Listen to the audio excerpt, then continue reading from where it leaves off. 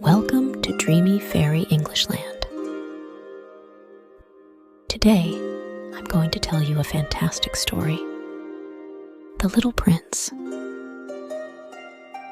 Far away in the sky, there was a very small planet. On this planet lived the Little Prince. His home had 3 tiny volcanoes and 1 proud rose. He loved his rose very much, but she often spoke with pride, and that made him confused. One day, the little prince decided to leave. He wanted to visit other planets. He hoped to find wisdom and make new friends. The first planet he landed on was very shiny. There, he met a man who stood tall and said loudly, "Aha, you must be here to say I'm the best." The little prince smiled politely. "Hello, sir. What are you doing?" "I'm waiting for someone to say, I'm the smartest and most handsome man in the universe," said the man proudly. He stood in front of a mirror and looked at himself. "Oh, look at my shiny hair. My nose is perfect. My smile is amazing." The little prince asked kindly, "Are you really happy? Do you have any friends?" But the man didn't answer.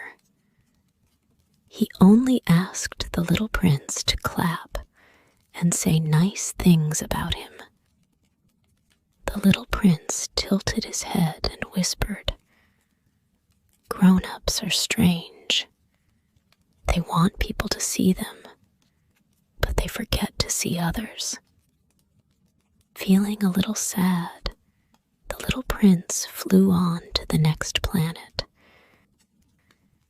It was very quiet, and he saw papers and numbers everywhere. A man was busy counting things, muttering, 5,000,001, 5,000,002. "What are you counting?" the little prince asked. "I am counting stars," the man said. "If I count them, they are mine." "But how can you own stars?" the little prince asked. "I write the number in a book and lock the book in a drawer. Then they are mine," the man said seriously. "I don't like to waste time," he added. "I even made a special pill. If I take it, I don't need to drink water for a whole week. That way, I save time." The little prince looked surprised. "What do you do with the time you save?" But the man didn't answer. He went back to counting. The little prince thought for a moment and remembered his rose. "I love my rose because I spend time with her," he said softly. Then he thought to himself, "If I had more time, I would like to enjoy a glass of water and quietly watch the sunset." He left quietly and traveled to a new planet. This one had only one person, a king who wore a large crown and sat on a big empty throne. "I order you to be my ambassador," the king shouted. "But I'm just a traveler," the little prince said with a laugh. "Do you really rule anyone?" he asked. The king replied, "I rule everything, as long as they obey me. I even command the sunrise and the sunset." He explained, "Every day The sun rises and sets exactly on my command. The little prince thought this was very strange. The sun rises and sets naturally, whether or not the king gives an order. The little prince replied gently, "Real power means thinking about others, not just giving orders." He thanked the king and continued his journey. The next planet was small and dark. There, he saw a man sitting alone among many empty bottles. "Why do you drink?" asked the little prince. "To forget that I feel ashamed," said the man. "Why do you feel ashamed?" the little prince asked. "Because I drink," said the man.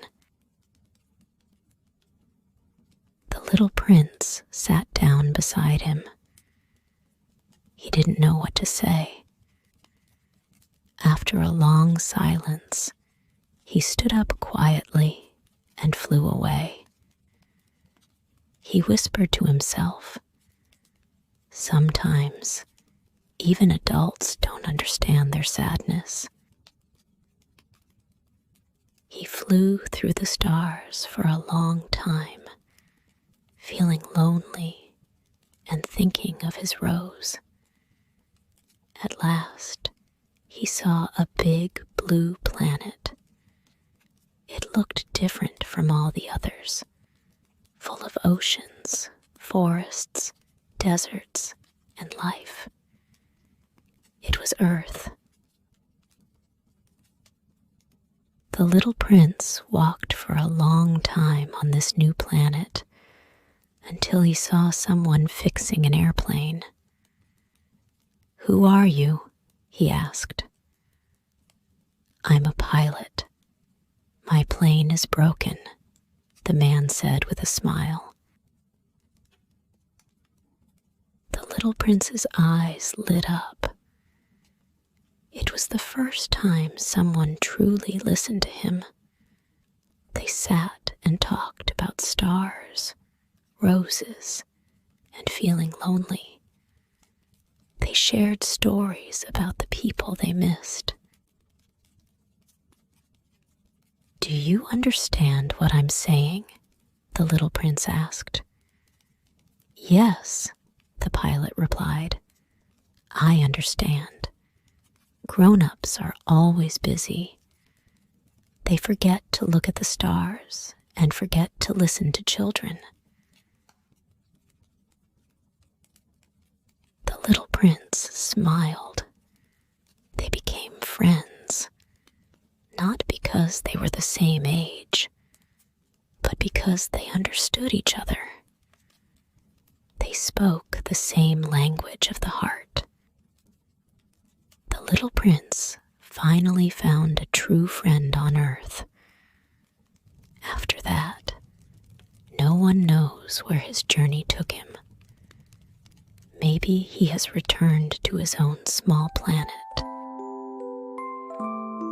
When you look up at the stars, perhaps you will find the star where the little prince is. So, when you feel lost or small, look up. Maybe the stars will remind you of the little prince. Dream of stars and roses, of quiet planets and warm friendships. The universe is big, but your heart is bigger. That's the story for today.